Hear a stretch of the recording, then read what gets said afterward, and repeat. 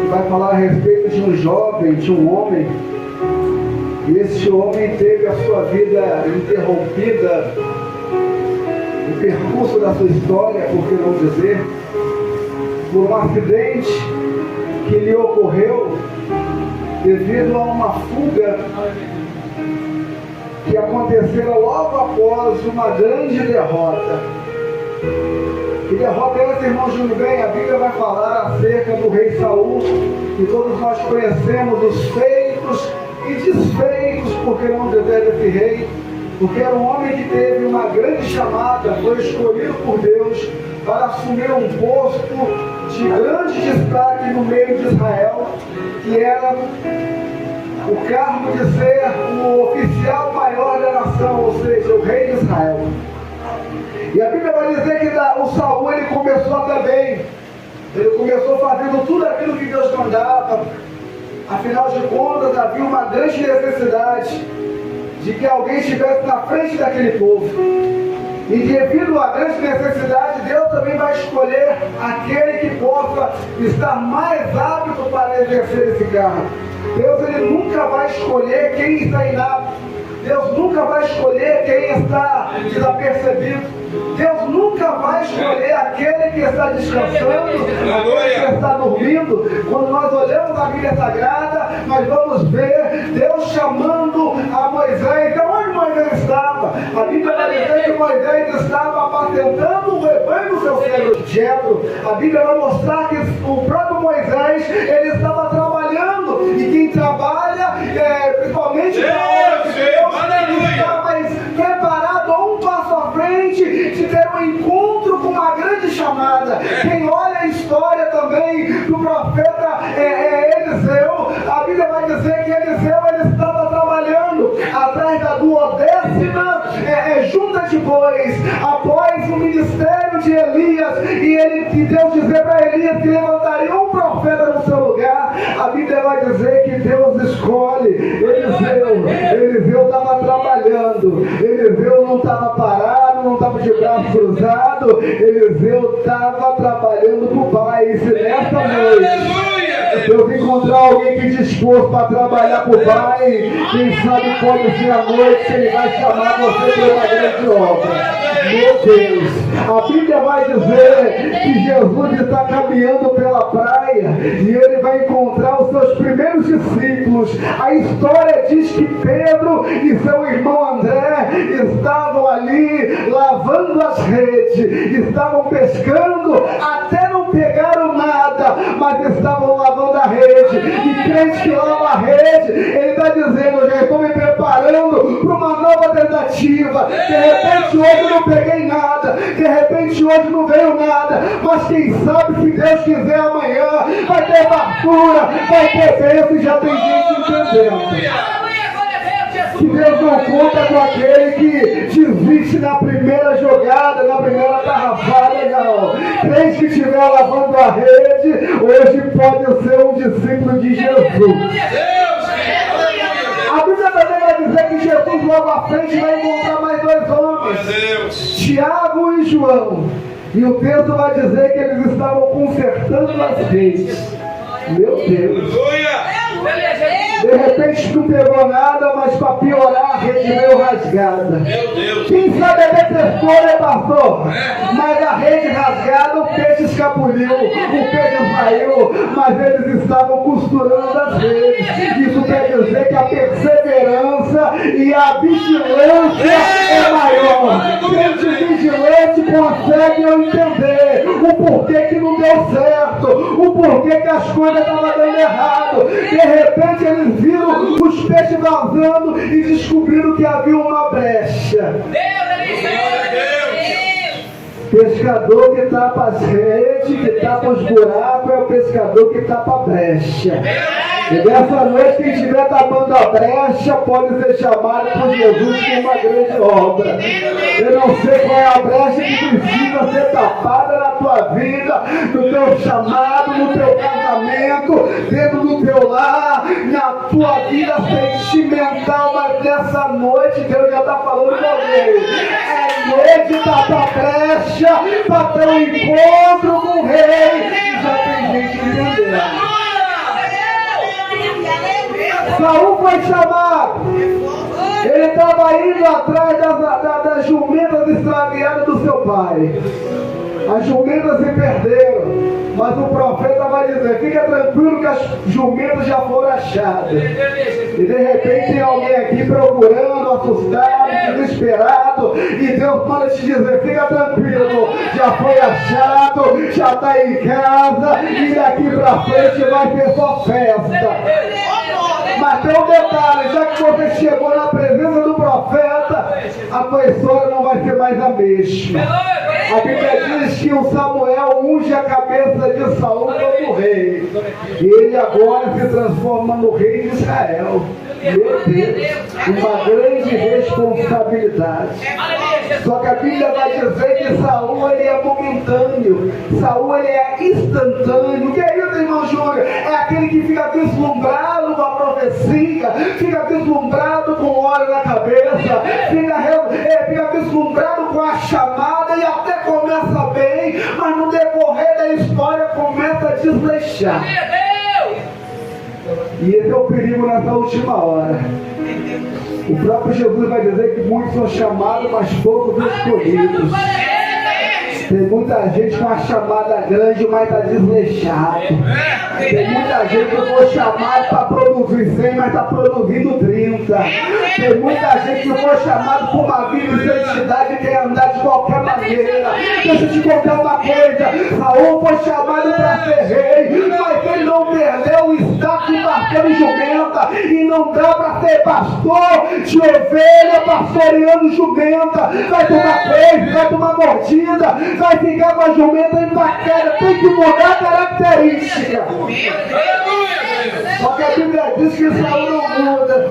Saul continua o mesmo. Vai consultar pitonisa, vai consultar macumbeira, vai consultar espírito maligno. Meu Deus. Ele vai mandar ele fazer uma atitude. Qual era essa, irmão Júnior? Vai matar a família de Agag. Todo o reinado não vai ficar ninguém. E pelo contrário, a Bíblia vai dizer que Saul ele vai permitir que Agag fique vivo. Os animais ele não mata. Quando Samuel chega no arraial, fala: o que aconteceu? Ele vai dizer: não, eu cumpri tudo que Deus mandou. Samuel vai dizer: cumpriu não, Saul, porque eu estou ouvindo o berro de vaca no arraial. Ele fala: não, Samuel, isso daí é para a gente ofertar a Deus. Aí Samuel vai dizer: mas Saul, Deus ele não quer sacrifício, ele quer obediência.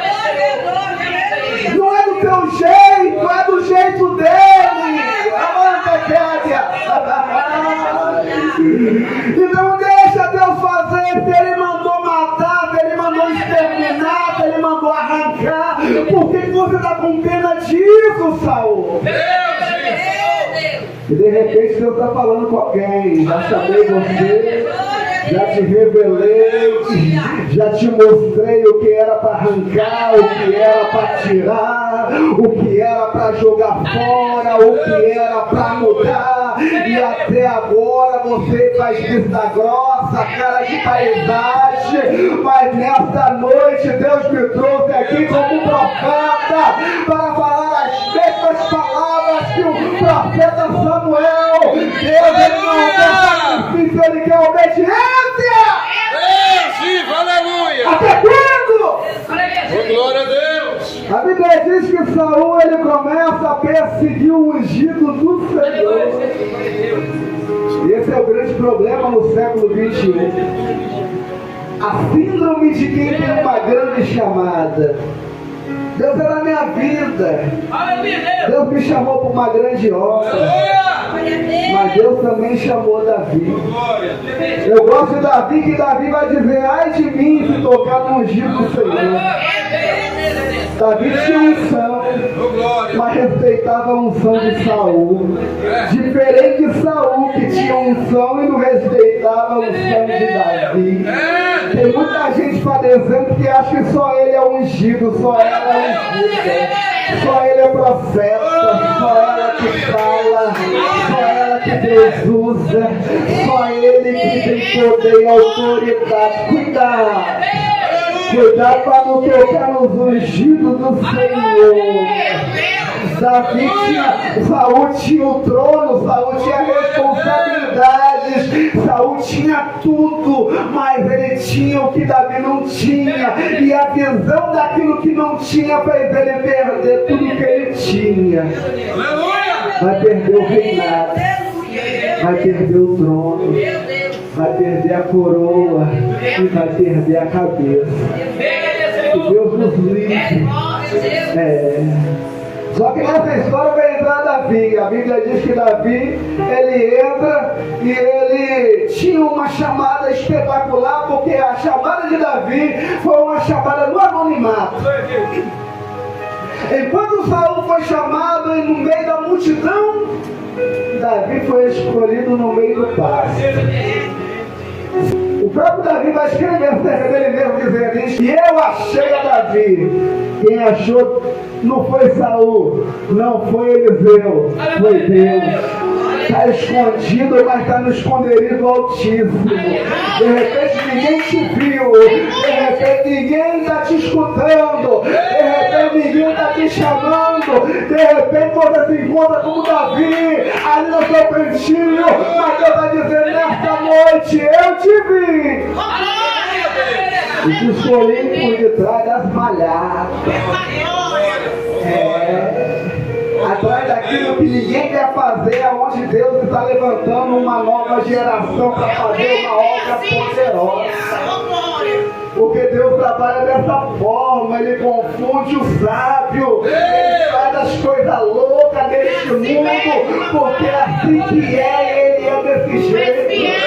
Ele pega da sarjeta, do montuno, da cachaça, da droga, e lava com o sangue dele, e coloca entre os príncipes para confundir o sábio. Saúl vai perseguir Davi, vai caçar Davi. Uma das fugas de Davi, lá no 1 Samuel capítulo 20, a Bíblia vai dizer que Davi vai fazer uma aliança com Jonatas. Essa aliança é uma aliança com sangue. Que aliança é essa, irmão Júlio? É uma berrite. É uma aliança com garantia de segurança. Nessa aliança consistia que um animal inocente tinha que morrer.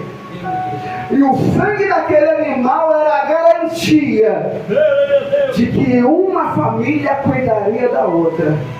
Na ausência de Davi, o Jonatas estava responsável em cuidar da casa de Davi. Na ausência de Jonatas, Davi estava responsável de cuidar da casa de Jonatas. Uma vez que o sangue foi derramado, agora o rei está responsável de cuidar da casa de Jonatas. Parece que eu estou vendo uma prefiguração da crucificação de Jesus. Porque uma vez que Jesus morre na cruz do Calvário, o sangue dele foi derramado e agora ele está fazendo uma aliança com Deus. E nessa aliança consiste uma proteção, uma busca, uma restauração. Enquanto você está aqui orando, buscando o nome do Senhor, Jesus Cristo está confirmando a aliança que Ele fez contigo. De repente alguém na tua casa queria morrer, não vai morrer mais. De repente alguém na tua família que estava jurado de morte, Deus está dando livramento agora. Por quê?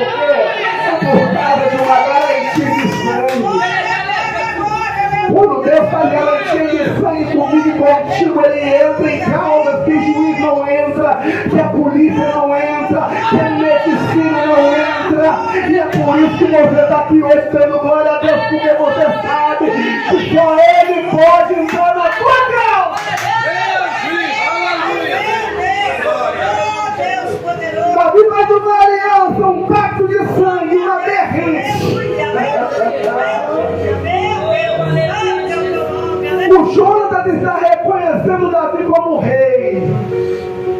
Eu acho interessante que o Jonatas, ele era o sucessor legítimo do reinado de Saul.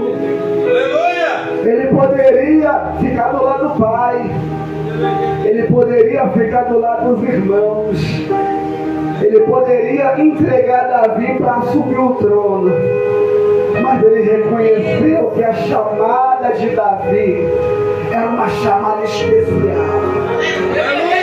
E essa noite tem que entender o significado real de uma grande obra vai ficar do lado certo. Jonatas tinha tudo para ficar do lado errado, mas escolheu o certo. Ficar do lado do rei, defender a causa do rei, fazer uma aliança com o rei. Uma vez que a aliança foi feita, o animal foi sacrificado, o sangue foi derramado, essa aliança é perpétua. Oh glória, o que isso tem a ver com a minha vida, irmão Júlio, que é uma aliança de sangue perpétua que Jesus fez com o Pai por causa da tua vida. Só que nós estamos na história de um menino.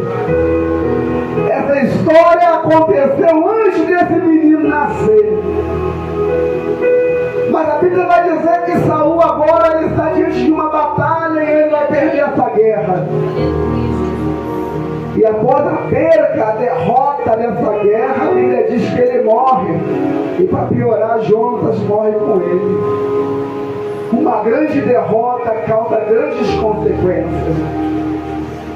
A Bíblia diz que Jonatas, aquele homem que fez uma aliança com o rei e decidiu ficar ao lado do rei, no último momento da tua vida ele fica do lado do pai. Ele muda de posição. E para piorar, ele vai morrer do lado do pai.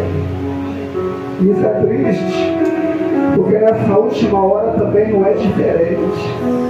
Tem muita gente que fez uma aliança com o rei, fez uma escolha certa, mas na última hora está mudando de lado, está mudando de posicionamento, está deixando a aliança com o rei por causa de votos familiares, por causa de papai, por causa de mamãe, por causa de esposa, de marido, de filhos. E o próprio Senhor Jesus vai dizer que aquele que perder pai, mãe, filho, filha, marido, esposa, por amor de mim, receberá 100 vezes mais.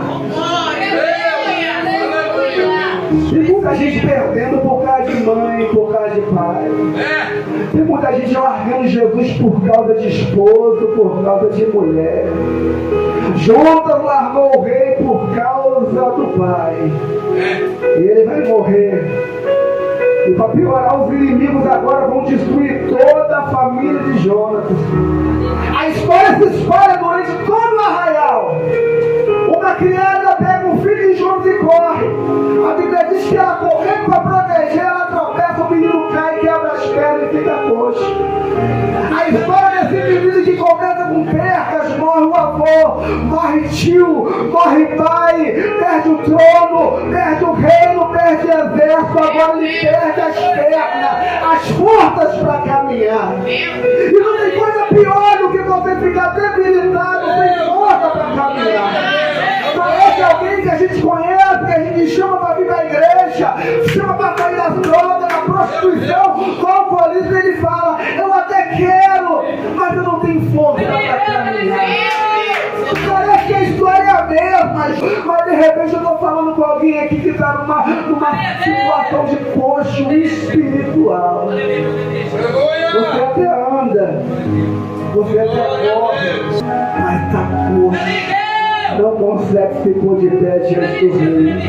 Para as coisas espirituais você não tem força para caminhar. É como Mefibosete. Mefibosete, para piorar toda a destruição que se formou a sua vida, agora ele vai para um lugar abandonado. A Bíblia vai dizer que ele vai ser largado numa terra chamada Lodebar. Meu Deus!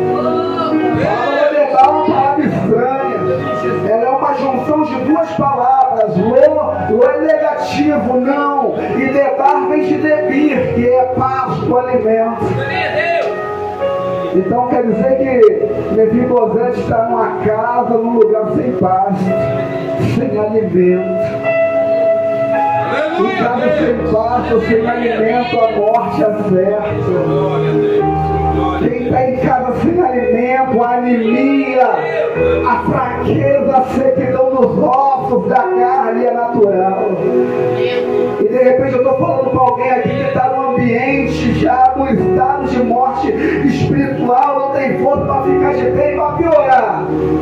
Não tem alimento para a tua alma, não tem alimento para o teu espírito. Meu Deus! É Lodebar, está abandonado, está esquecido. Mas espera aí, irmão, não tinha uma promessa, não tinha uma aliança, tinha.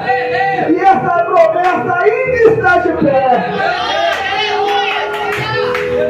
Porque enquanto houvesse uma das partes viva, ele ia fazer de tudo para botar em prática a promessa que houvera sido feita. Então a Bíblia vai dizer que Davi agora assumiu o trono. Não foi ontem, não foi amanhã, não foi depois da manhã, não foi semana que vem, foi no mesmo dia. Davi assume o trono, bota a coroa de rei na cabeça e a primeira coisa que ele vai fazer é perguntar: tem alguém da casa de Saul? Tem alguém da casa de Jonas? Isso é lindo. Isso mostra o cuidado de Deus para com a minha e a tua vida.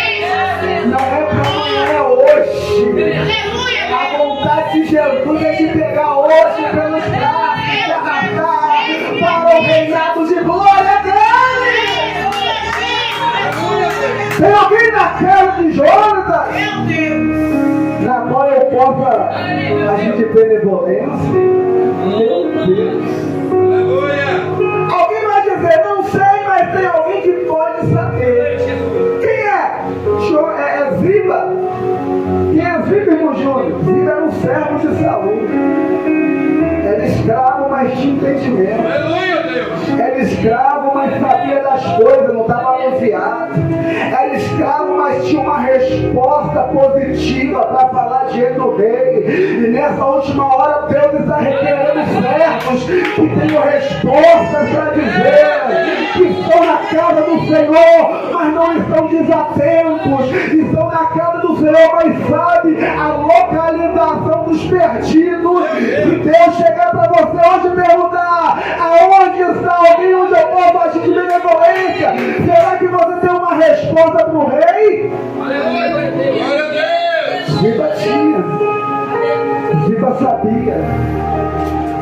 Ziba era aquele que não tinha condições de levantar, mas sabia que ele podia. Ziba falou: oh, rei meu senhor, tem um sim. O nome dele é Mefibosete.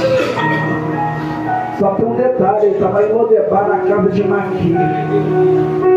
Está abandonado, está esquecido. Quem olha zomba. Quem olha para ele fala, é coxo. Nunca vai assumir um trono. Nunca vai entrar numa linhagem real. Quem olha para ele fala, está do jeito que ninguém pode ajudar.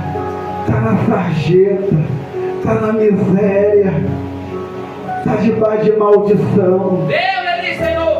Mas a Bíblia vai dizer que o rei vai dizer, me mostra onde ele está. Está em Lodebar, mas não está esquecido.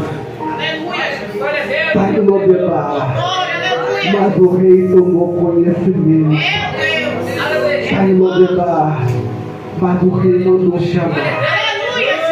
E uma vez que o rei manda chamar é diferente.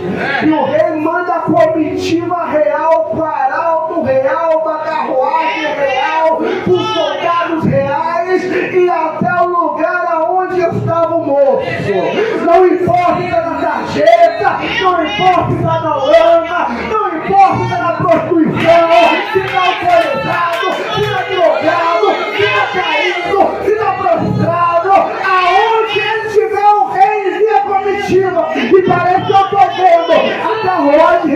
chegando, os galopes do cavalo, os galopes se aproximando. Eu fico imaginando aquele menino falar: o que é isso? É muito cavalo, é um urso com vida tocando, parece os arautos do rei da época do meu avô.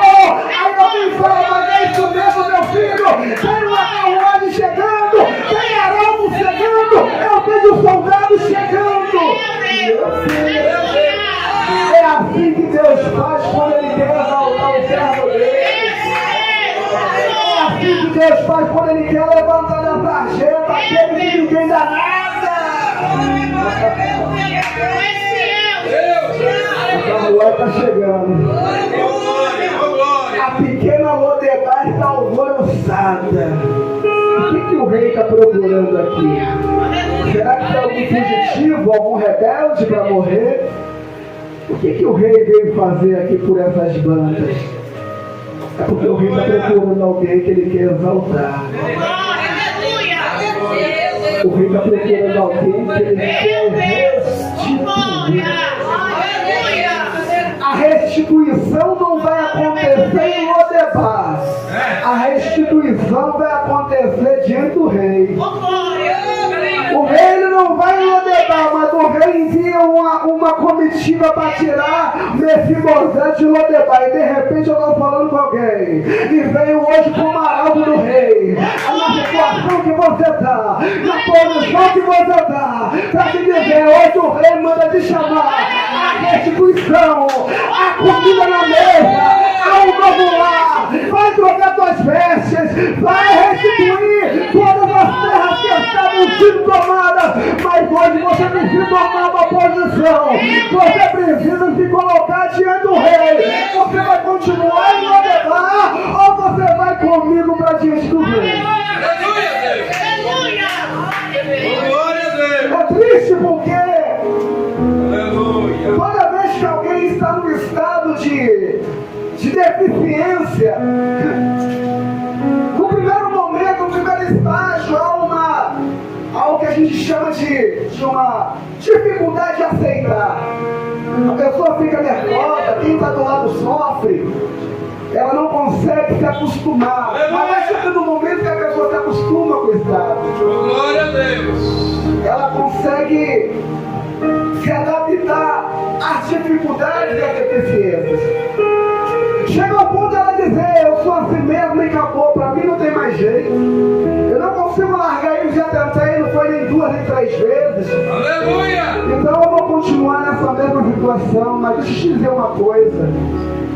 Quando o rei manda chamar Mefibosete, o rei já sabia do estado dele, já sabia da condição dele, já sabia da deficiência dele, já sabia do estado emocional dele, já sabia que ele já estava meio que endurecido com as promessas de Deus. Quem sabe ele até sabia dessa aliança, mas falou: vai demorar demais, não vai acontecer, não tem mais jeito para mim. Mas deixa eu te dizer uma coisa: pode passar o céu e a terra, mas a palavra de Deus não para jamais. E se for hoje o dia da restituição, é hoje, não tem Satanás que possa impedir o agir de Deus, porque esperando ele, quem pode impedir? Aleluia, Deus. A bandeira eu estou no culto de família. E o que tem mais destruído as famílias hoje são as drogas, o alcoolismo e a prostituição, mais inclinado ali pelo adultério, que tem destruído muitas famílias, muitos lares, muitos casais. E pasmem, até mesmo no seio da igreja, há muitos casais, muitas famílias que vivem de aparência, devido às posições eclesiásticas e sociais. Costuma a gente fazer vista grossa das nossas próprias enfermidades, para que isso não venha permitir escândalo, ou para que a gente não venha perder os nossos cargos. Mas nessa noite Jesus Cristo está aqui, e Ele quer mudar a história de pessoas nessa noite. Ele quer levantar os coxos, Ele quer curar os enfermos, Ele quer dar vida aos cegos. Foi isso que Ele falou: os Espírito do Senhor está sobre mim e me ungiu. E Jesus, ele tem uma unção para curar, para libertar, para restaurar, para transformar. E ainda há tempo para mim e para a tua vida. Se há algo que nos coloca numa situação afastada dos caminhos do Senhor, mesmo nós estando dentro da igreja, eu quero que, meu Júnior, eu posso estar com meu nome escrito no rol de membros, mas já não está com meu nome escrito no livro da vida, por causa de alguma coisinha que me atrofiou e me fez estar no estado de Lodebar, estar no lugar onde o pão não chega, aonde o alimento não cresce. Mas nessa noite eu mando te dizer, eu quero fazer uma oração por você, e você vai sair desse estado e vai se colocar a partir de hoje na terra do rei. É necessário. Glória, oh glória. Senão a gente vai ficar brincando de igrejinha e Jesus vai voltar e a gente vai ficar aqui com cara de verdade. Meu Deus. A gente vai sair de pré-tribulacionismo a pós-tribulacionismo. Por quê? Não porque Jesus voltou e eu fiquei, então agora eu vou defender que a igreja só vai subir depois da tribulação. Não, não foi isso não, é porque você estava em pecado mesmo e não se arrependeu. Mas nessa noite o rei mandou chamar. Quem estiver numa situação de coxo espiritual, eu não sei qual é a sua situação. De repente você tem uma chamada grande na tua vida, um ministério poderoso, mas não pode assumir coxo, não pode assumir deficiente, não pode assumir pecado. Nessa noite eu estou chamando. Hoje à noite fica a mesa do rei, hoje à noite quer sentar diante do rei, mas o rei precisa de você se levante dessa posição. Jesus está passando, tem um cego gritando: Jesus, filho de Davi, tem misericórdia de mim. Jesus continua passando, só que Jesus para e fala: diga a ele que é para ele vir até mim. Jesus, ele não fica sensível às nossas limitações, pelo contrário, ele vai fazer e vai criar situações para que a gente venha se levantar. Nós estamos vivendo uma época de que tem pessoas no estado de autocomiseração, ou seja, estão sentindo pena das suas próprias dores. Ninguém me entende, aí ninguém me ajuda, ninguém faz nada por mim, aí fica sofrendo. E a ordem de Jesus é a mesma: chama ele para vir até mim. Zaqueu, se não se levantasse, Zaqueu, se não se fosse de pé, estaria cego até hoje, mas ele tomou uma decisão. O texto vai dizer que ele joga a capa para o alto e vai até Jesus. Você sabe o que significa aquela capa? Aquela capa era uma credencial que o Império Romano dava para aquele doente, aquele enfermo, de mendigar na beira do caminho. De repente alguém falou com você: continua desse jeito, fica nessa situação, mas o rei agora está passando e manda me chamar. Hoje é noite de jogar esse estado de provisão fora. Hoje é noite de dizer não a essas drogas, de dizer não a essa prostituição, de dizer não a essa bebedice, de dizer não a essa sensualidade. Hoje é noite de jogar essa veste fora e se pôr de pé.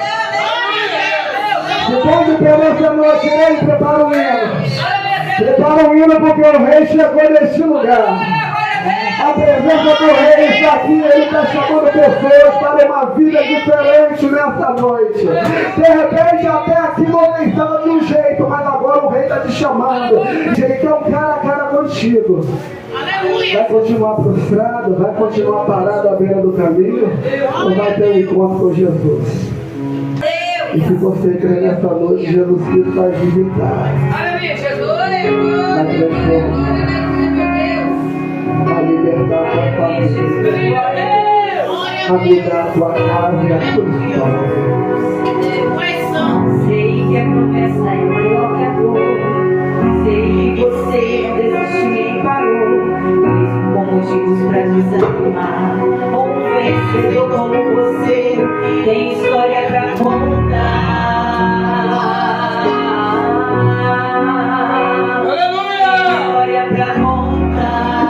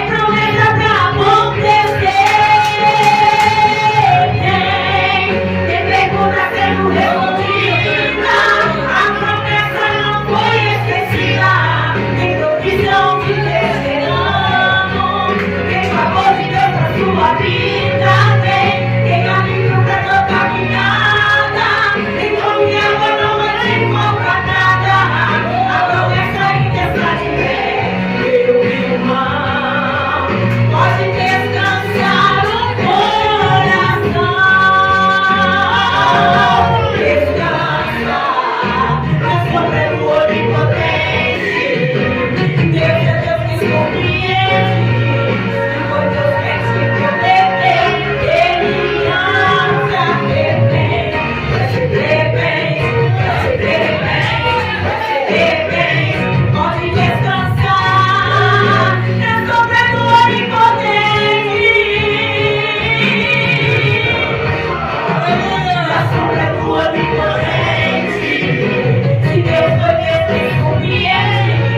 Se foi Deus que te prometeu. Ele anda bem. Vai se ver bem, vai se ver bem.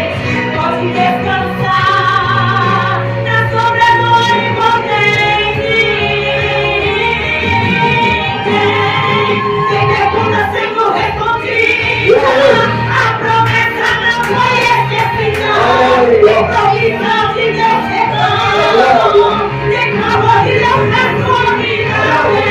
Tem amigo pra caminhada, tem caminhada não vai se encontrar nada. A promessa ainda está de pé. Pode descansar o coração. Pode descansar o